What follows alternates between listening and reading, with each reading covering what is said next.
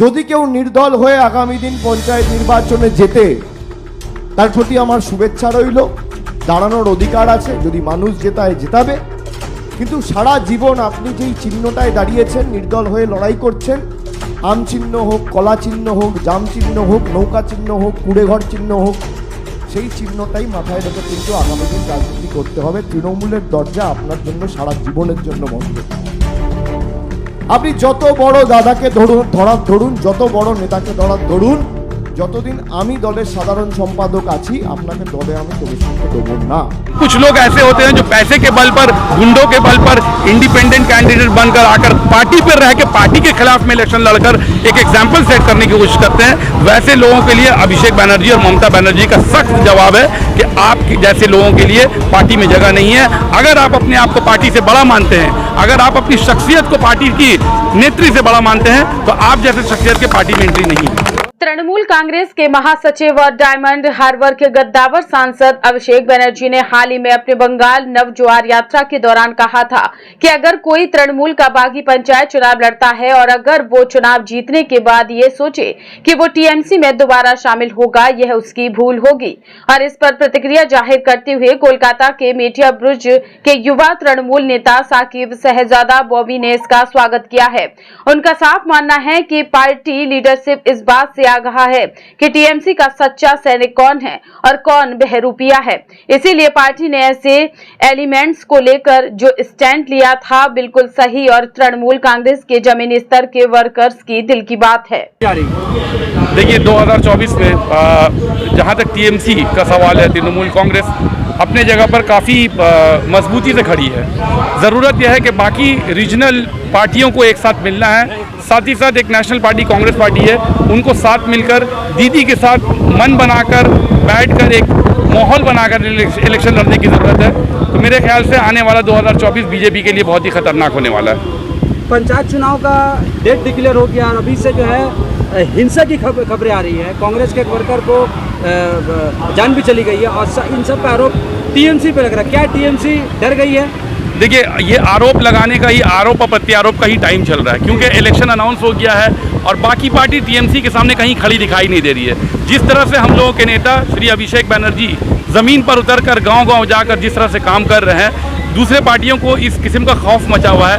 वो आपसी खलफशार को, आपसी लड़ाई को टीएमसी के रूप के तौर पर पेश कर रहे हैं। लेकिन देखा जाए तो तृणमूल कांग्रेस को ये सब करने की ज़रूरत नहीं है। हाँ, एक दौर था जब सीपीएम ने अपने ज़माने में 34 साल की हुकूमत में लगभग 55,000 कांग्रेसी और तृणमूल के उस ज़माने में कांग्रेस के तमाम नेताओं को मारा था, वर्कर से लेकर नेता तक। लेकिन तृणमूल का ये कल्चर नहीं है। हम लोग मैदान पर उतर कर लड़ाई लड़ते हैं और इस उम्मीद के साथ लड़ रहे हैं। तभी इसका आप एक देखिएगा कि जिस तरह से अभिषेक बनर्जी निकल कर ज़मीन पर मेहनत कर रहे हैं, अगर ये सब करना होता तो वो ज़मीन पर उतर के लोगों के साथ दरवाजे जाकर मुलाकात नहीं करते हैं। जिस तरह से विपक्षियों को दिख रहा है कि तृणमूल कांग्रेस जो क्लीन स्वीप कर रही है, उससे डर खाकर, उससे खौफजदा होकर ये लोग एक गंदा आरोप लगाने की कोशिश कर रहे हैं।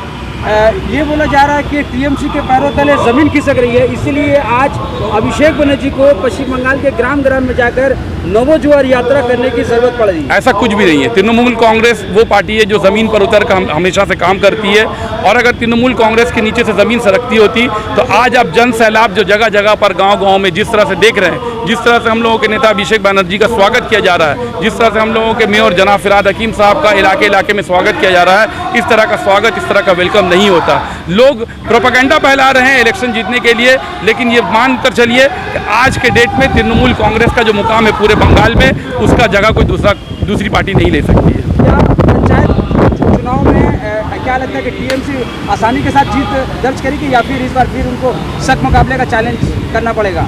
बिल्कुल भी नहीं। जिस तरह से ज़मीन पर उतर कर दीदी के अलग अलग प्रकल्पों ने जिस तरह से आम लोगों के साथ मिलकर काम किया है, कन्याश्री के तौर पर, रूपाश्री के तौर पर, आपका स्वास्थ्य साथी के नाम पर, जिस तरह से लक्ष्मी भंडार घर घर में महिलाओं को घर घर में इलेक्शन से काफ़ी पहले जिस तरह से लक्ष्मी भंडार की सहूलत दी गई है, मेरे ख्याल से टीएमसी के सामने और कोई भी नहीं है। आने वाला पंचायत इलेक्शन पिछले साल से भी अच्छा इलेक्शन होने वाला है। इंशाअल्लाह ताला 8 तारीख को जब इलेक्शन होगा और जब आप 10 तारीख को रिजल्ट देखेंगे तब आपको खुद समझ में आ जाएगा तृणमूल कांग्रेस आज कहाँ से कहाँ पहुँच चुकी है। टीएमसी के स्पोक्स पर्सन कुणाल घोष ने पिछले दिनों ये मीडिया में बयान दिया कि अगर टीएमसी का कैंडिडेट अगर नहीं जीतता है तो फिर बायरन मॉडल पर, यानी कि बायरन विश्वास के मॉडल पर जो ऑपोजिशन के जो कैंडिडेट जो जीतेंगे वो खुद ब खुद टीएमसी में आ जाएंगे। तो क्या आप लोग ऑपोजिशन के लीडरों को फिर से परचेस करेंगे क्या?